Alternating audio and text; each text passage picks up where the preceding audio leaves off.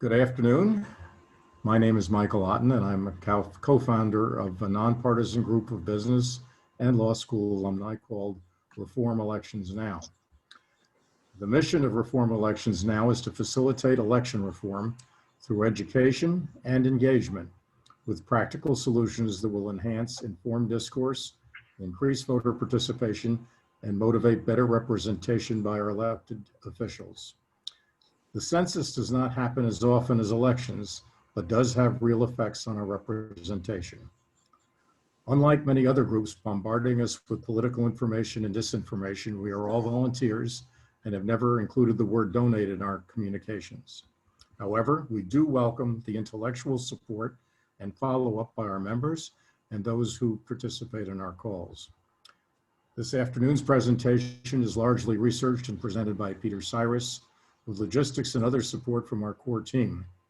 Herb Kaplan will moderate a Q&A discussion following Peter's presentation. And we are very fortunate that the director of the New York City Census, Julie Menon, along with key members of her staff, are on the call today and will join in the discussion and be happy to answer questions as well. So I'll turn it over to Peter and we'll get underway. Peter, you need to unmute yourself. Yep. Okay, I've unmuted. Can you hear me? Yes? Yes. Okay. So the 2020 census undercounting, this sounds like a wonky subject, and it is, but it's going to really haunt the next decade. The decennial census determines two things. First, representation. It decides representation not only for the House of Representatives and the Electoral College, but also for representatives at a state and local level. If people fail to fill out the census, states lose representation in Congress, counties lose state legislatures, neighborhoods lose city council people. And the census also determines the allocation of money between states and within states for things like Medicare, Medicaid, education, as well as state programs for roads, schools, and others. An accurate census count is really critical to our democracy. Now, the federal government gives about 1.5 trillion a year to states based on population. If you look, about $1 trillion of this is Medicare and Medicaid, but the rest of it is student loans, highway planning, Pell grants, housing vouchers, things like that. And the question is, how can a government allocate this much money if it doesn't even know who its people are and how many there are? Now, this slide has a lot of information, but basically what it says is that that 1.5 trillion I just talked about represents about 1/3 of the money going in of state revenues. So let's assume, which is a reasonable assumption, that half of the state money is allocated on the basis of population, which it is. And that's 1.5 trillion a year. And the federal government is putting up 1.5 trillion a year. So 3 trillion a year is allocated on the basis of population. So that means in an average year, the average per capita expenditure by government in, say, a city like New York is $9,146 or $91,000 over a decade. So in other words, for every additional person who fills out a census, the city should receive, or the town, wherever you live, should receive $91,463 over a 10-year period. Now, the 2020 census is in a pandemic.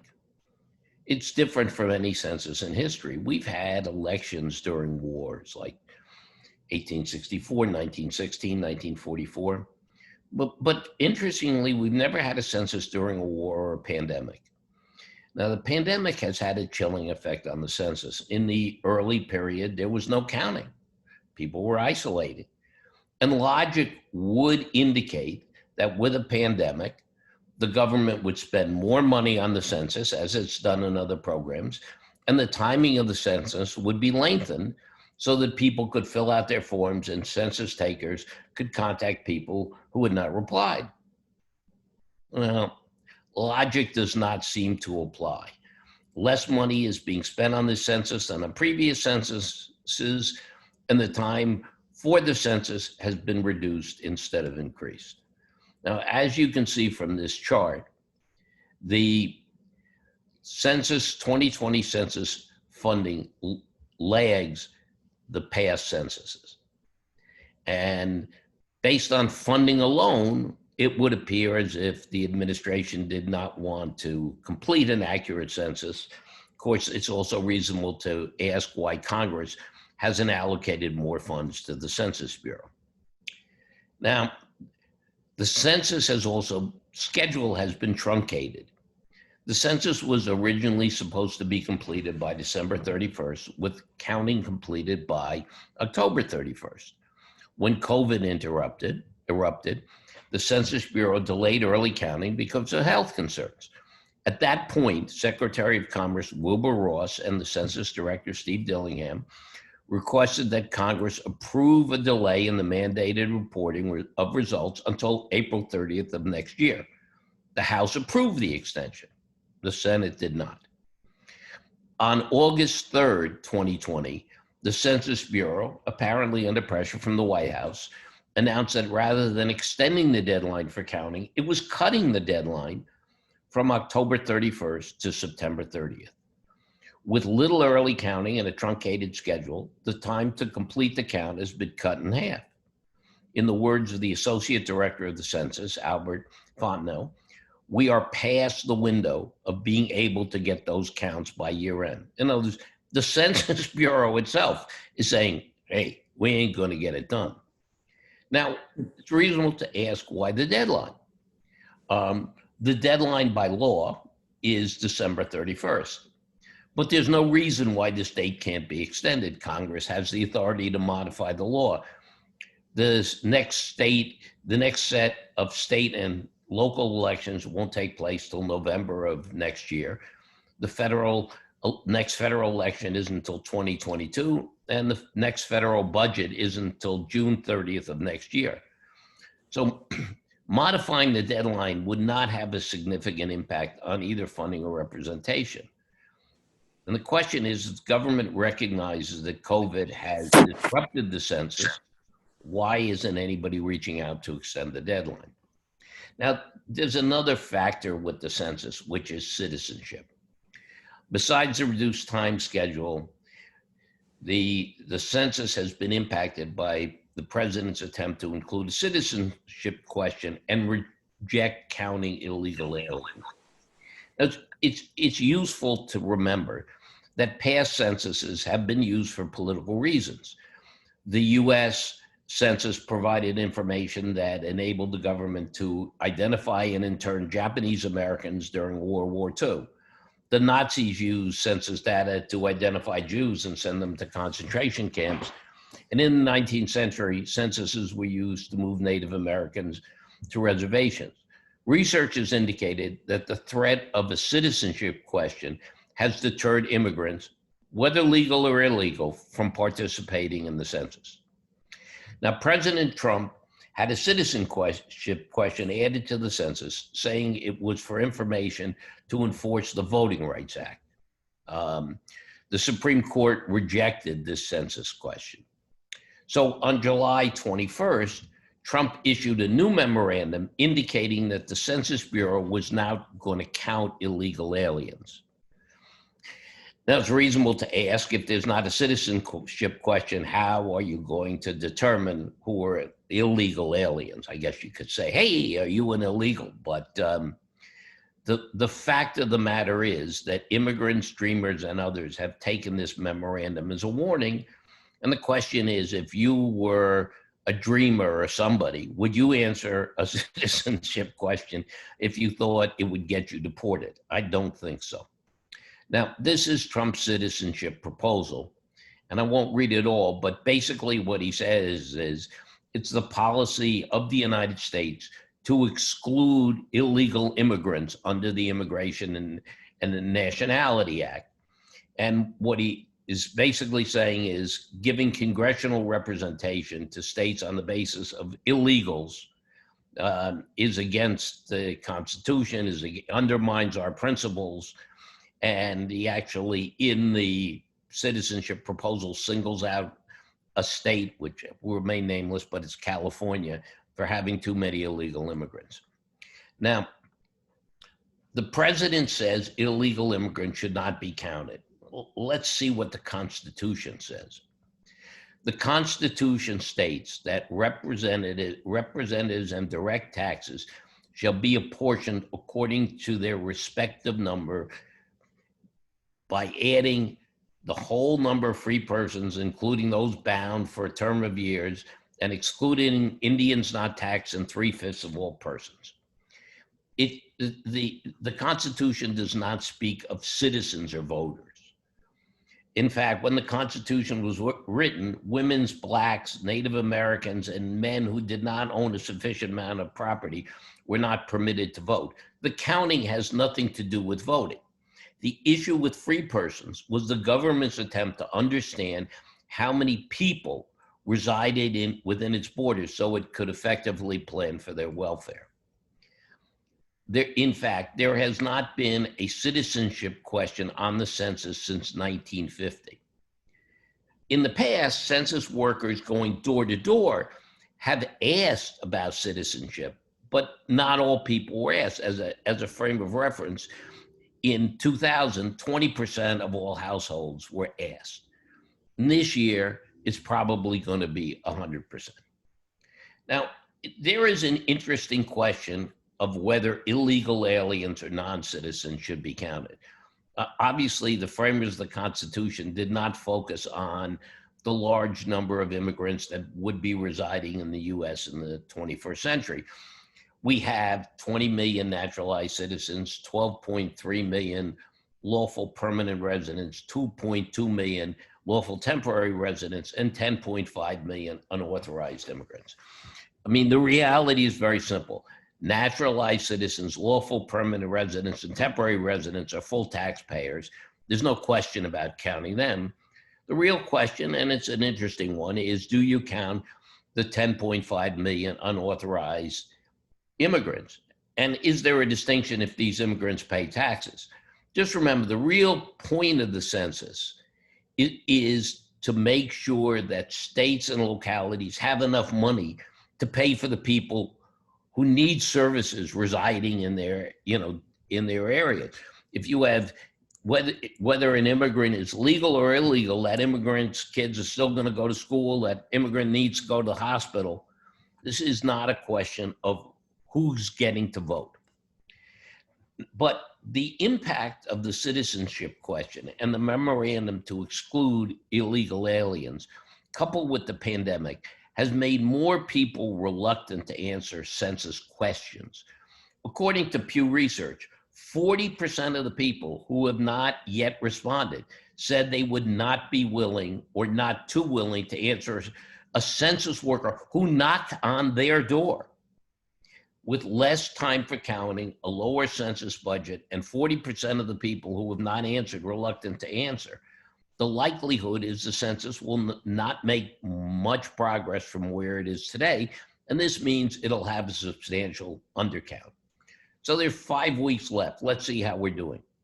In 2010, the census response rate was 74%. The self-response rate, which is people filling out their forms, was 65.8%, and 8.2% was added after all the houses were knocked on. Now, in 2010, the Census Bureau visited 47 million US households in person. That's 40% of all households. As of August 14th, the response rate was 63.4, but with the September cutoff, there's much less time to visit households. This would indicate that the numbers will probably not increase significantly from where they are at their current levels. Now, some states are doing very well, especially in the Midwest. I mean, these 11 states have over 2/3 with Connecticut and Utah, but these 11 states have over 2/3 of the people already responding. The average is 68.9%.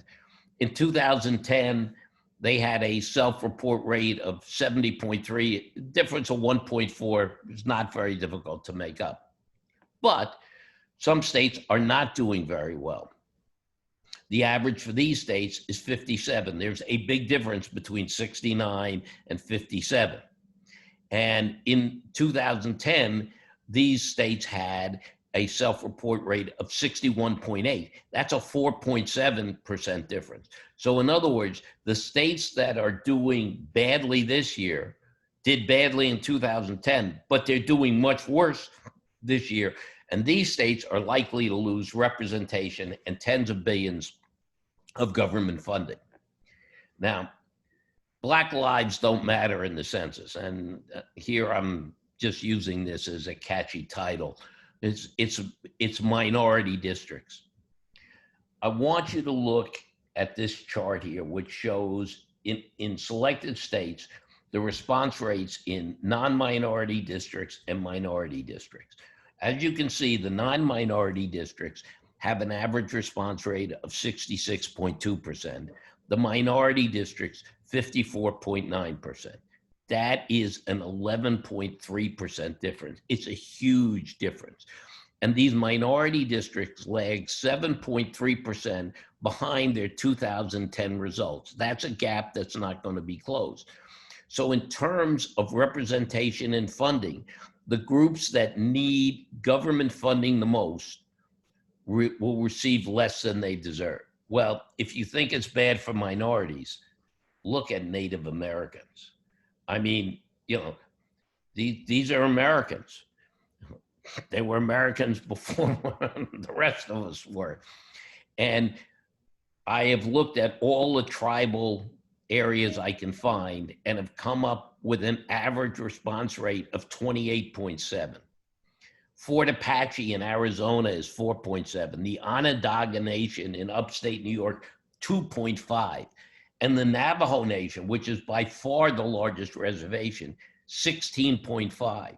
What this means is that the Native Americans who need healthcare, education, and other services, they're responding with by far the lowest rate of everybody. Now, New York City, you know, I spent a lot of time getting all this New York City data, and then even here quoted Julie Menon, who's the director of the census. But I'm sort of getting tired. So instead of hearing from me, let's hear from Julie herself. Julie, I'm turning it over to you. Talk about New York City. So I think Julie is on her way. She's coming from okay. a virtual event. So okay, so if Julie is on her way, if Julie is on her way, I'll just keep going on the presentation and get back to Julie's pages. How's that? Sounds great. Thank you. Okay. So as you can see from this, New York City lags. I've looked at congressional districts, and New York City, if it were a state, would rank 48, except the numbers are really worse than they look. Those of you who live in what is, for the next month or two, still Elliott Engel's district, most of that district is in Westchester County. So if I just looked at Engel's New York City results, New York City would make it to number 50 among all the states. In other words, we come in last. The shortfall between the current level of the current level and the 2010 level should cost New York, according to my estimates, $54 billion in the next decade. The shortfall with the national level, $83 billion. This is, undercounting is expensive. And Julie will show up, but one of the things that Julie said. Oh, I'm on. Hello. Hey, Julie's Hi, on. everyone. Okay, then I'm not going to quote Julie because she's there. I'm on. Okay, Hello. take it Hi, away, everyone. Julie. Hello, everyone. It's great to be with you all. And I'm, first of all, deeply thankful that you invited me to this format, because this is a very important time for the census because we literally are just a little over 1 month out from the closure of the census. And so we have a real crisis in New York City. As you probably have read, President Trump ended the census 1 month early. It was supposed to end October 31st. The president last month announced that he's ending it at the end of September. And so that really puts New York in a very difficult situation. We have 1.7 million households, 1.7 million that we need to still count in the remaining 5 weeks. And before I go into the presentation, I will just note, we actually got some really exciting news just a few hours ago. There's a report by Yahoo Finance and a number of different groups that participated in the study that indicated that New York City has moved the most in self-response rates since May 4th of any other area in the country. So we actually have a lot of momentum, but with that said, we have many New Yorkers that still haven't been counted. So, okay, I'm gonna go to the next slide. Okay, so how are we doing? So right now, we are at 57%. And you can see that the national average is 64.5%. You know, it's really interesting if you look at the borough by borough breakdown. Manhattan generally is high performing borough, but in this situation, we have many New Yorkers, Manhattanites that have left the city and have either not filled the census out or erroneously filled the census out from the temporary location they're in. I do want to just spend a moment talking about this because it's so incredibly important for everyone that's listening to this. You probably know many New Yorkers that may have left, and it would be incredibly helpful if you reach out to them to make sure that they filled the census out from their New York City address. Many people we know filled it out from the temporary location that they are in, whether it be the Hamptons, Florida, Connecticut, upstate New York, wherever people are. And there's an easy fix to that. We need those New Yorkers to go back online to my2020census.gov, fill the census out again using their New York City address, and then the US Census Bureau takes out the duplicate. Okay, so going on to the next slide. Okay, sorry, I kind of, okay. Sorry, I couldn't see. Okay, there, highest and lowest performing neighborhoods.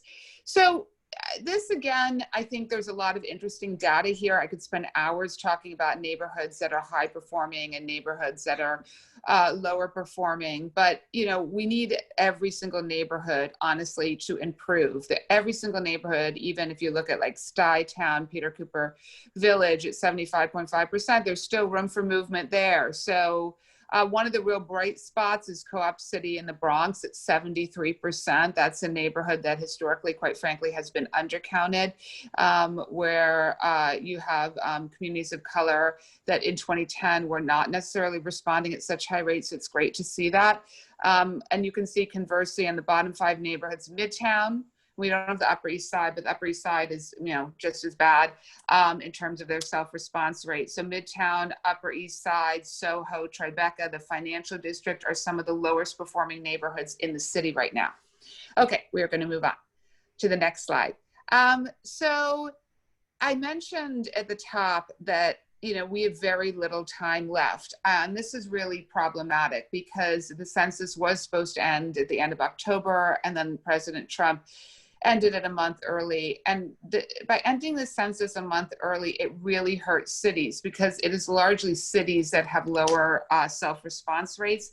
And it's also cities that have very large immigrant populations. New York City, for example, we're a city of 3.2 million immigrants. So this is really, I won't obviously get political in this particular presentation, but I would be remiss if I did not say that unfortunately the census here has indeed been politicized, because by, you know, arbitrarily ending it a month early, it basically means large cities, New York, LA, Chicago, Miami, that have large immigrant communities are going to lose a tremendous amount of funding, and they're also going to lose a tremendous amount of congressional seats, and those congressional seats will go to areas that don't have large immigrant communities and that have higher response rates.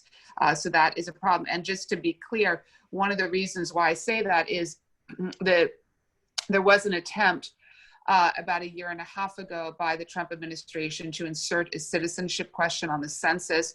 We sued, we were a plaintiff on the case. We won that case at the Supreme Court, but a lot of the damage was done around the census. So there's a lot of fear around the census. There's a lot of misinformation about the census. There are many immigrant communities, and particularly the undocumented, who might mistakenly believe that the census asks citizenship information. It does not, but that's some of the problems that we're battling. Okay, next slide. Historically high performing neighborhoods in Manhattan, I mentioned, many of them have very, very low response rates, in large part because New Yorkers have left. So some people say, well, okay, but what is that really going to do overall? Is that going to really affect the city's overall number? Yes, absolutely, because you've got to remember that census funding goes to over 300 different programs, Medicaid being one of them. And the Medicaid formulation is the state receives money for Medicaid, but it's a city number. It's not as if, okay, well, if the Upper East Side doesn't answer, then that's not going to affect neighborhoods, lower income neighborhoods that really need the funding. It will. So it sort of adds insult to injury. So it really is a problem.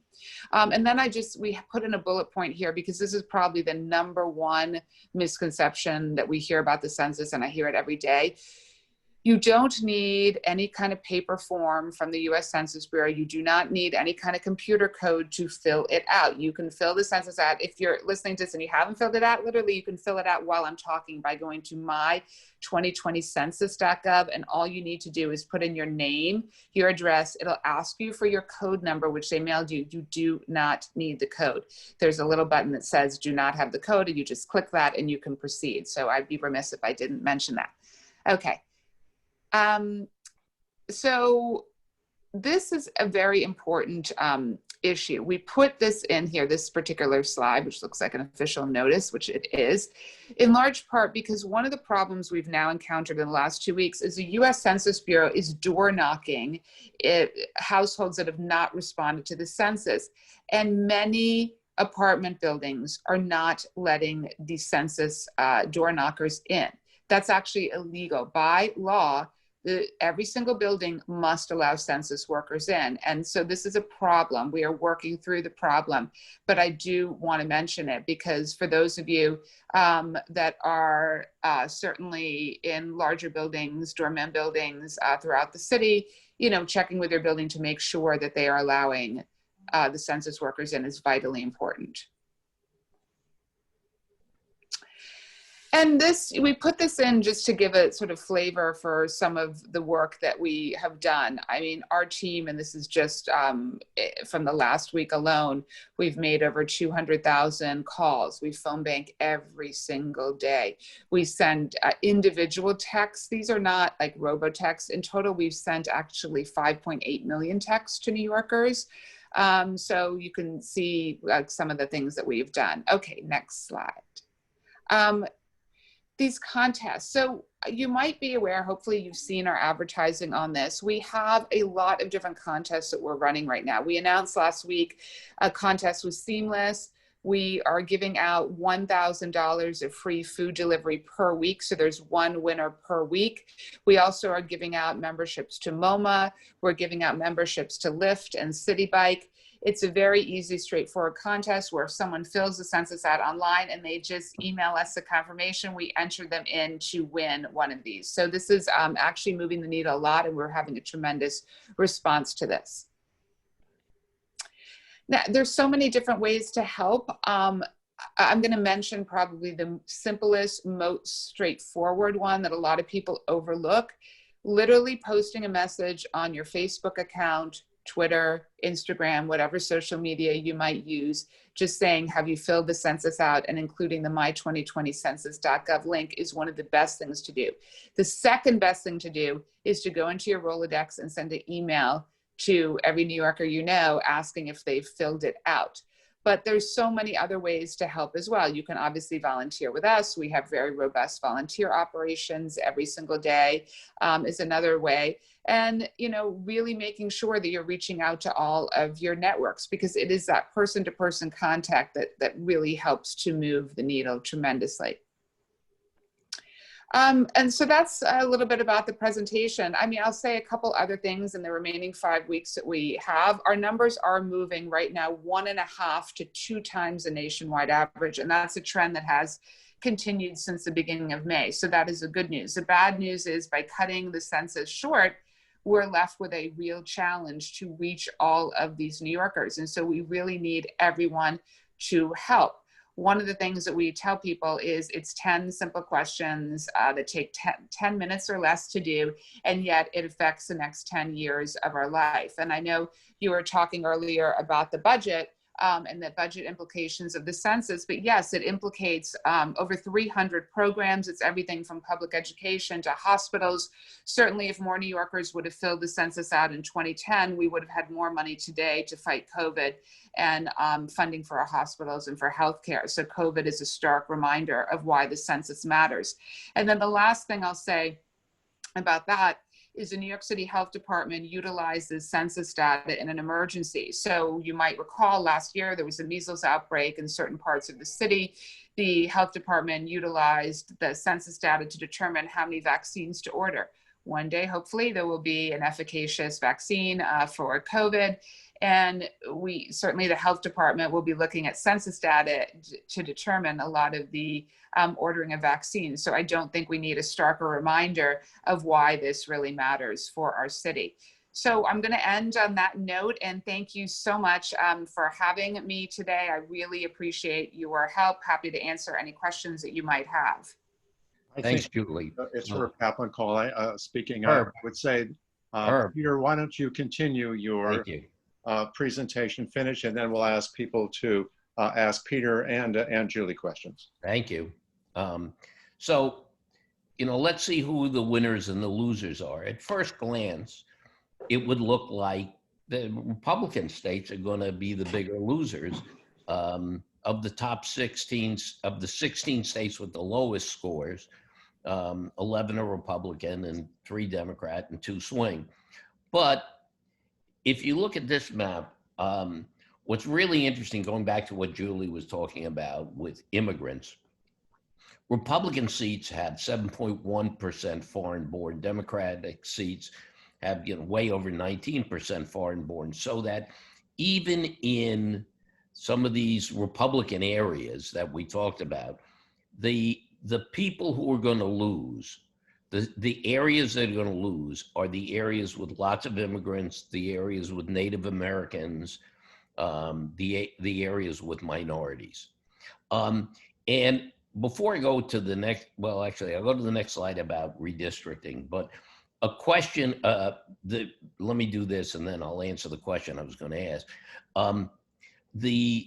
In Congress, based on if the Census Bureau succeeds in eliminating unauthorized immigrants from its count, or if these immigrants refuse to be included, Texas, Florida, and California will lose 1 seat each, and Alabama, Minnesota, and Ohio will pick up seats, and seats eliminated are likely to be Democratic, and seats added are likely to be Republican. But you should also understand that redistricting is not just for Congress. Congress is the big picture, but redistricting is for the state legislature. Redistricting is for the city council. All those areas that Julie showed with 35, 40% answer rates, those people are going to end up with less city council representatives, less state legislature representative when the redistricting occurs at the end of the 2020 census. Now, as we've said, undercounting creates several serious problems. States, and especially minority areas, are going to lose representation. States are going to lose funds, as Julie said, for healthcare, education, and other government services. Just looking at the minority districts that we showed you on slide 19, they have an average undercount of 11.3. All states, including these minority districts, have an undercount of 2.8. The difference is 8.5. It's actually bigger if I'd gone to the trouble of taking out those 19 districts. These are districts that require more, not less, federal and state assistance, but they're going to get less. And those same population groups are going to lose seats in the state legislature, county government, et cetera. And how is it fair to knowingly have such a large undercount? Now, at reform elections now, we're not taking a position on immigration or dreamers, but we recognize that places like New York, minority districts throughout the country, rural states like New Mexico and Arizona, New Mexico, which should be capitalized, and Alaska will have a substantial undercount that will lead to less representation and funding that is critical. Now, Julie didn't want to get into politics, neither do I, but I will ask a question, which is, one can question whether the government is playing politics with the census, but the facts appear to speak for themselves. During the pandemic, when early counting was halted, the government truncated the counting time, which guarantees an undercount.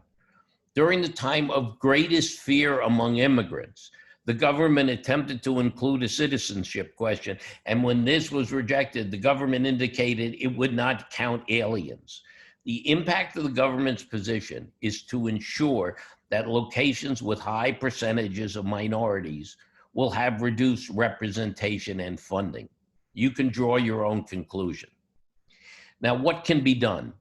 On a federal level, Congress should immediately pass legislation extending the census to April 30th, 2021, as originally requested. This will provide an opportunity to improve the count and guarantee specific areas are not disadvantaged. On a local level, given the amount of funding involved, states and localities should do whatever they can to hire as many people as they can to improve the count in the next month. Now, my friend Mike Otten is always talking about return on investment. See, since he's a business school professor. And so I decided to have some fun with return on investment. Suppose New York magically allocated an additional $25 million for 1 month and hired 5,000 workers at $5,000 a month to go find people. If each worker only counted one family of 5 a day, the incremental revenue would be $10 million. If each worker could count 4 families a day, the incremental revenue would be $40 million.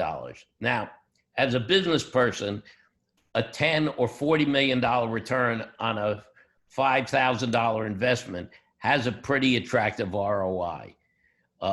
Unfortunately, cities and states have strapped budgets now, but this just underlines how much leverage there is in getting the counting right.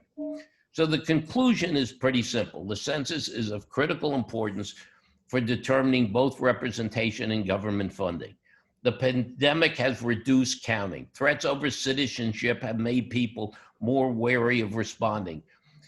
The dual impact is that we have a low response rate, especially in minority communities, and these communities are often the most in need. To guarantee a better result, Congress should approve legislation extending the finalization time of the counting till April 30, 2021, and states and localities should open their wallets and spend as much as they can to hire people to count populations with low response rates. Now, as those of you who've been on previous calls know, I normally sing some songs at the end of the calls, but my group has informed me that I can't carry a tune, and they don't like my singing. So we have created these songs for the census takers and the response. And they're all for the questions like greeting, knock, knock, knocking on heaven's door. Response, I hear you knocking, but you can't come in. What's your name? I don't know my name. Are you a boy? Are you a girl? You may be a boy, but you look like a girl.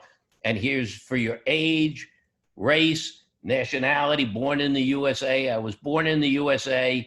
And the response from aliens, I'm sitting in limbo, but I know it won't be long, sitting in limbo like a bird without a song. I'm not going to sing these songs, but if anybody wants to join me after the Q&A, I'm happy to sing along. That's a good way of handling it, Peter. Thank you. Oh, and sorry, the last 3 slides on the appendix show the 2017 expenditures for total Medicare, Medicaid, and other programs. And just since we're in New York, and this is just 1 year, $121 billion is New York's share, and that's how it breaks down. So the kind of things that Julie was talking about, $37 billion in other programs, that's what we're losing. So thank you very much. And now let's open the call to questions. Well, Peter, it's Herb Kaplan. Let me try to moderate this and put some order, because we have almost 40 people on the call. I'm just going to look at the chat comments. And by the way, if you have a question or a comment, the easy thing to do is to add it in the chat section, and I'll be going through them and coming up with what I think makes sense. First thing is that a number of people were talking about the census takers and whether they are whether they asked the question about citizenship or not. And Peter sort of suggested that they're probably asking it every time. We don't know whether they're asking it, but I guess the question is, Peter, whether they're asking it or not, if they're talking to someone, that's not a question that gets filled out by the census taker. So what difference does it make whether they ask or not once they're in front of somebody? Once they're in front of somebody, well, first of all, Julie, do you want? I can answer that. Yeah. I feel like I really need to interject. They're not asking that question. The question is illegal. We won the case at the Supreme Court. They're not allowed to ask the question. They're not asking the question. Just to be clear, it is not being asked. So what the numerators are doing is they're going door to door to the 1.7 million households in New York City where people have not responded. They ask, and they do a couple different things. They knock on the door. They try to get the person to fill the census out. Frequently, however, people are not home. They have materials that they can leave on the door, urging people to fill the census out. And that's really important, because if people fill it out, at that point, it actually counts for the self-response rate. And the reason that is important is self-response data is absolutely 100% more reliable. And the reason then a door knocking data, and the reason why is because oftentimes when someone else, a door knocker, is asking for data, people are not going to necessarily answer questions, or it's not going to be the same. And legally, the door knockers are allowed at a certain point after they've tried to reach that household and they're not able to, they legally are allowed to speak to someone else in the building, someone in the elevator, someone in the hallway, and say, hey, do you know how many people live in apartment 10A? And that person might say, I don't know, one. There could be 5 kids living in that unit. That's how in 2010, over 1 million children under the age of 5 were simply left out of the census. They weren't counted. So we never want to get to the door knocking phase. It always happens in the census. It has to be enumeration, but the more self-response, the better. And self-response continues now to September 30th. I just want to follow up though, which is there's 2 issues. The census question, the citizenship question on the census, which Julie correctly explained, New York fought, other people fought, the Supreme Court turned it down, it's not there. And then there was President Trump's announcement that they weren't going to count illegal aliens. And so it is, the research I have seen suggests that some illegal aliens who think they're not allowed to be counted are not going to answer that question. The other thing is, as I said, that in previous censuses, people have asked about citizenship, and that could create some nervousness. Okay, let me ask or read another question. Would it be legal or possible to extrapolate the results by comparing the count, the participation rate from the 2010 census and extrapolating, the rationale being that we're dealing with the COVID, and so we're getting likely getting a real undercount because of that? Sure. would- So I can address that. So a couple things happen. There's the self-response, which is what we've been largely discussing. Then there is the door knocking, and then there's a third phase called imputation. Imputation is when the U.S. Census Bureau basically looks at administrative records to determine those that perhaps have not responded to the census. That data is also not as reliable as self-response data. So that's really not a perfect science at all. But so the U.S. Census Bureau, for those New Yorkers that haven't responded, that don't respond to the door knocking, they are going to be, the U.S. Census Bureau is going to try to count them through imputation. But again, that will indeed lead to an undercount. There's two other points there. Bear in mind that in 2010, New York also had an undercount. I mean, New York has traditionally, because of a lot of the reasons Julie discussed, apartment buildings, immigrants, things like that, New York has traditionally had an undercount. So the population and they're less, not everybody in New York has a driver's license. You know, if you live in North Dakota, everybody has a driver's license. There are different ways to impute how many people live there. So even comparing to 2010, New York is going to end up worse off than it should. Here's another comment or question. If I understand Julie correctly, anyone can log in and say they live in New York City. No code is necessary. So how do you control a lot of abuse? So I just want to make sure I heard the question right. The question was, how do we control, I saw in the chat room, abuse around if you just put in your name and address. Is that the question? I guess it's from the chat room. The question was from I saw it in the chat room. Heroes. Yeah, so it's, first of all, the Census Bureau has all sorts of algorithms and formulas that they use to prevent against fraud and abuse. Again, they're looking at administrative records. So for example, if someone puts down that they live in an apartment and they have 10 children, they look at birth data, birth records. So there are ways that they can ferret out fraud and abuse. So that's something that the Census Bureau, is well versed in. Thank you. I'm just reading through another question. Here's one by Jeff Wald. I hope it's not a repeat. I'll just read through it. It says, clearly 100% of people don't fill out census. We don't get everybody to do that. And the Census Bureau has to use formulas and assumptions to make up the differences. Is there a reason to believe that the formulas won't take into account the undercount, and two, that the current administration won't fiddle with formulas? Oh, well, I mean, this has been our number one fear from the get-go about the census. There's been constant interference by the Trump administration. First, there was the citizenship question. Then what we haven't discussed is we're also in a lawsuit against, and I should say, I'm executive assistant corp counsel at the New York City Law Department, so I wear two hats within the administration. But currently we are suing the administration in a case being led by the New York Attorney General about a presidential memo that the president signed to discount the undocumented from congressional apportionment.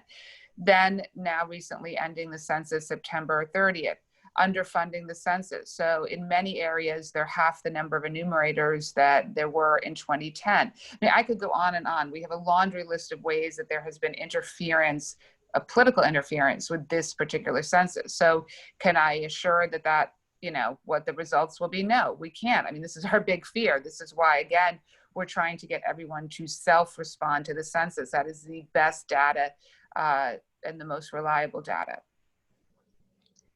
Incidentally, just one comment, Herb. I just read something that the population of East Hampton was 486,000 people. up from 20,000 people at the last census. And the residents of East Hampton really love that. Mm-hmm. So here's another question. Will this presentation be available? I would like to share it with children in New York and Colorado. The answer is yes. We're making a recording of this program, and we will let you know how to access it. We'll also have the presentation slides available, correct? Yes. Yes, absolutely. We'd be happy to share them.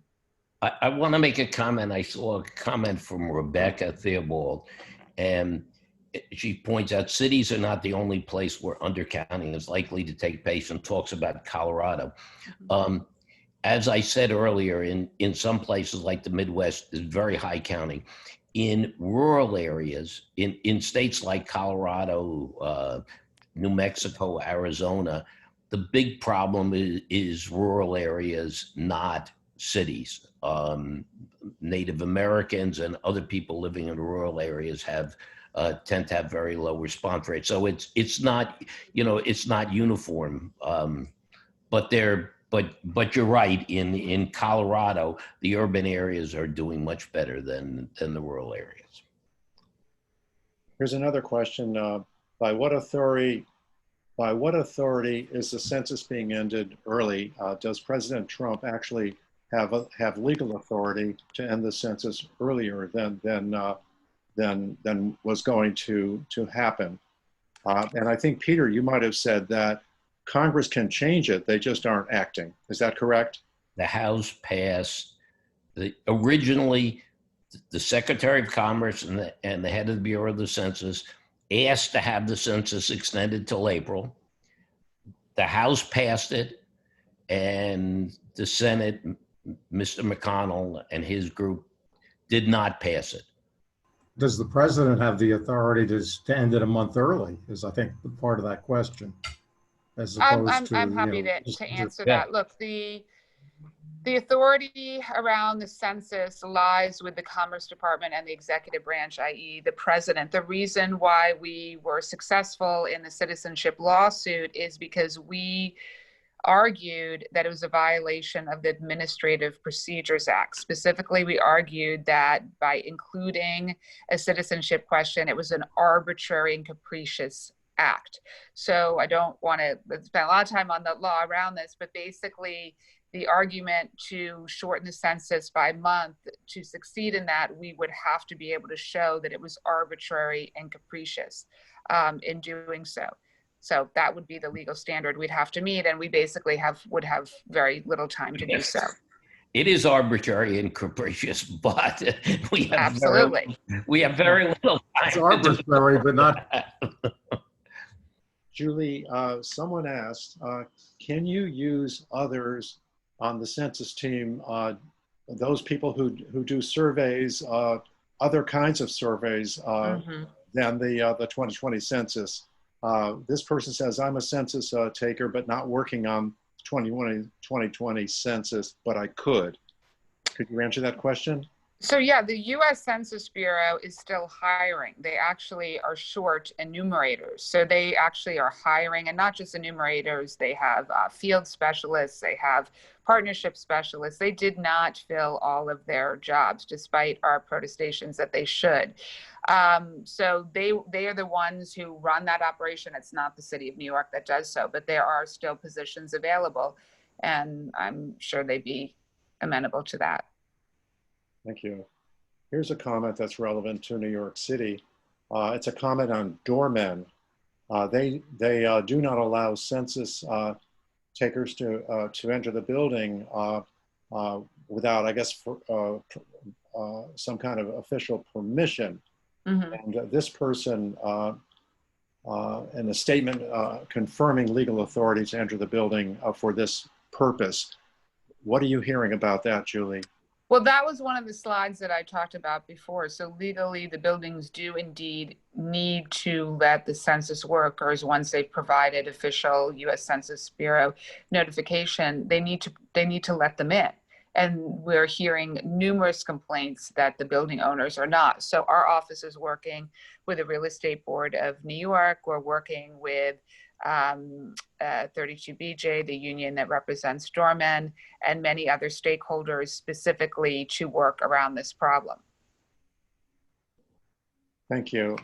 I think I've gone through virtually all of the questions. Well, thank you. We have over 30 people on the call, so I don't know if we have time for a few more.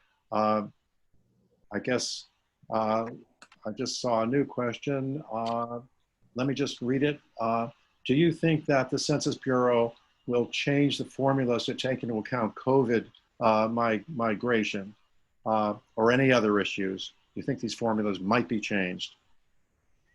They really can't be changed. I mean, this is, people who temporarily left New York for a period of time because of COVID, they were supposed to fill it out as a New Yorker. They're not supposed to fill it out from Long Island or the Catskills or Connecticut or wherever they might be temporarily relocating, if indeed they intend to be coming back to New York City. So no, I don't think that there's going to be, but it is a problem because the data is going to be faulty. And I might just add, one of the problems is, and I'm guilty, so I will confess my own guilt. I live 6 months a year in New York City and 6 months a year in East Hampton. And on April 1st, when I went to my mailbox, the census was there from East Hampton. I filled it out.